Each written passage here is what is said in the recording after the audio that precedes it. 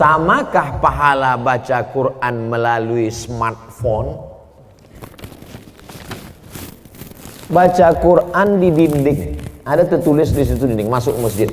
Ya ayyuhalladzina amanu taqullaha wal tanzur nafsum ma qaddamat lighad. Baca Quran di dinding.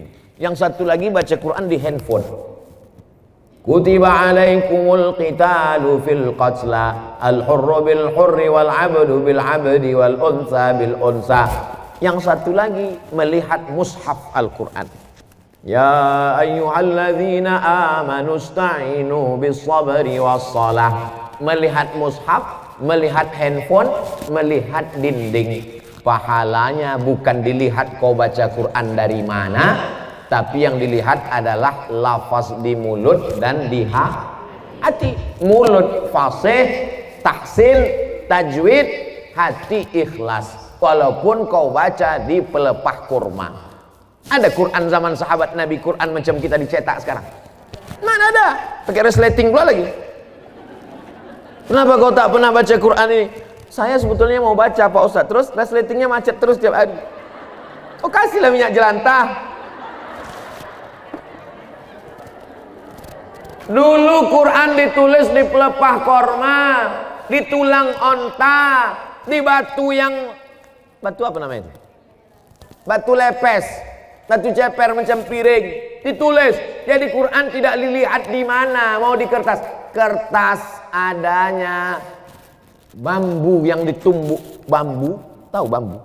Buluh, ditumbuk halus jadi bubur, dijemur. Itulah asal muasal kertas dari Cina. Lalu kemudian ada kertas satu lagi di Mesir, pohon bardi, tumbuhnya di tepi sungai Nil, disusun-susun melintang membujur, dipres pakai tanah liat, dijemur. Namanya kertas papirus. Kertas paling tua dua, satu dari Mesir, Fir'aun, satu dari Cina. Lalu kemudian barulah belakangan datang kertas masuk ke kota Makkah. Jadi Quran ditulis di kertas, di batu lepes, di tulang onta, di pelepah korma. Yang dilihat bukan baca di mananya, tapi yang dilihat adalah pelafazan mulut dan keikhlasan hati. Ini Qurannya bukan main lagi, mahal minta ampun. 30 juta harga Quran. Diletakkan di lemari tamu di depan. Setiap tamu yang datang menengok macam menengok kucing. Bukan Quran itu yang mahal. Quran mahal adalah Quran yang dibaca. Seorang ibu mengajarkan anak-anaknya sambil masak pagi. Tak ditengoknya pun Quran itu sambil masak. Bismillahirrahmanirrahim. Wadduha wallaili idza saja. Ma wadda'aka rabbuka wa ma qala. Walal akhiratu khairul laka minal ula. Sambal belacan ditengoknya. Tapi Quran yang ibu ajarkan ke anak ibu itu, itulah yang dibawanya sholat. Usahakan ibu yang membacakan Al-Fatihah ke anak ibu. Supaya apa? 17 kali sehari pahalanya mengalir ke ibu. Ibu yang membacakan Fatihah ke dia. Yang belum membacakan, balik dari sini nanti, bacakan. Yang balik sekarang, nanti habis ke acara ini. Nak, baca Fatihah nak. Bismillahirrahmanirrahim. Itu hanya kurang halus sedikit. Bismillahirrahmanirrahim. Alhamdulillahi rabbil alamin. Rohnya kurang tebal sedikit. Luruskan bacaannya. Kapan kelingking ibu masuk ke celah kakinya saat mengajarkan dia berwudu, masuk air ke celah kaki? Kapan ujung jari ibu masuk ke celah telinganya saat mengajarkan berwudu? Kapan mulut ibu mengajarkan? Kapan tapak tangan ibu memegang pundaknya, rata pundakmu nak? Jangan kepala kau macam menengok kuda jantan, menengok kuda betina. Jangan kepala kau ni menunduk macam menengok rumput, rata nak. Kelak kita semua inilah yang akan dia kenang. Al-madrasatul ula. Ibu adalah sekolahnya yang pertama. Alhamdulillah ibu amalkan, pahalanya mengalir ke ibu, mengalir pula ke saya. Tapi pahala ibu tak berkurang. Ibu tetap dapat 100, saya 120.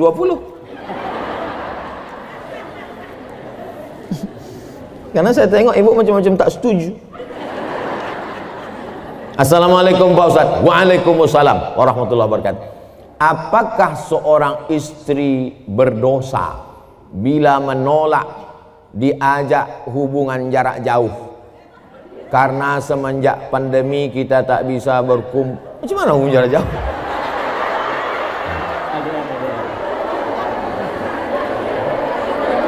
LDR. Apa arti LDR? Long distance relationship. Wah, macam ABG pula Ustaz.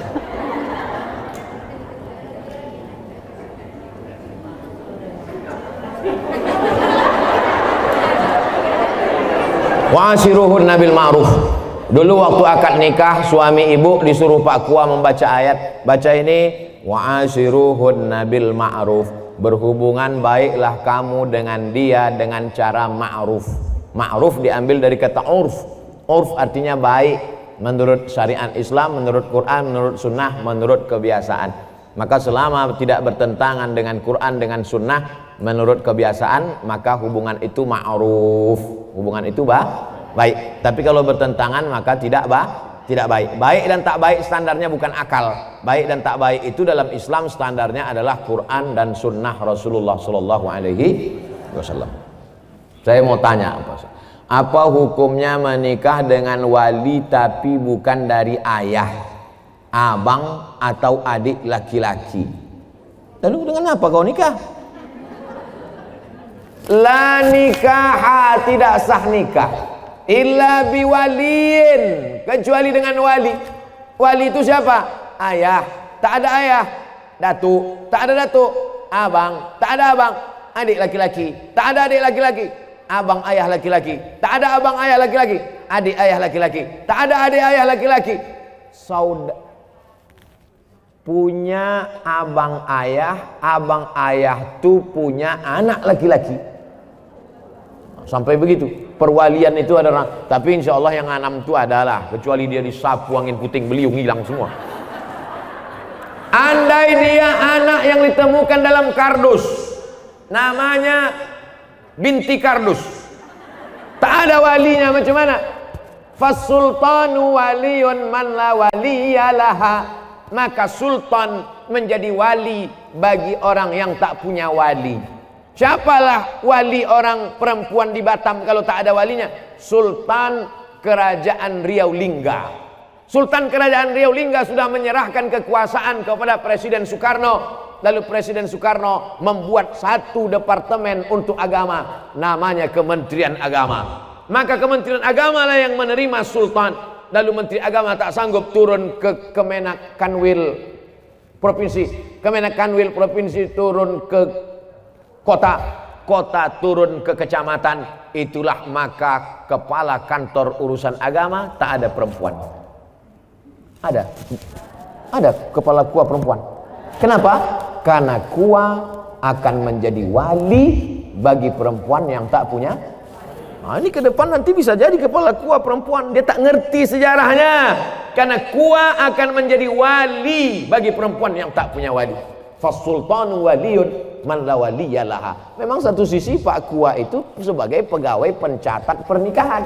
Tapi ada dalam beberapa kasus dia bisa nanti menjadi wali pada saat perempuan itu tidak ada wali. Kalau sudah terjadi macam mana Pak Ustadz? Diulang akad nikah. Balik anak gadis kita membawa lakinya, hilang seminggu, pulang-pulang berbadan 2. Balik dia ke rumah, mak, ini lakiku katanya. Kapan kau nikah? Aku pergi nikah kemarin. Wali kau siapa? Udah ku beli wali katanya. Enak aja sekarang, lu tak belajar, jahil. Jangan karena takut kepada orang, diulang akad nikahnya balik, cari walinya yang 6 tadi, lalu diulang. Aku nikahkan engkau dengan anakku dengan mahar, aku nikahkan kau dengan cucuku dengan mahar, ku nikahkan kau dengan adikku, ku nikahkan dengan keponakanku dengan mahar sebentuk cincin emas tunai. Sah. Diulang balik. Lalu perbuatan dia dari mulai dia nikah tak jelas ke nikah yang jelas ini zina. Nauzubillah. Selamatkanlah anak-anak gadis kami ya Allah.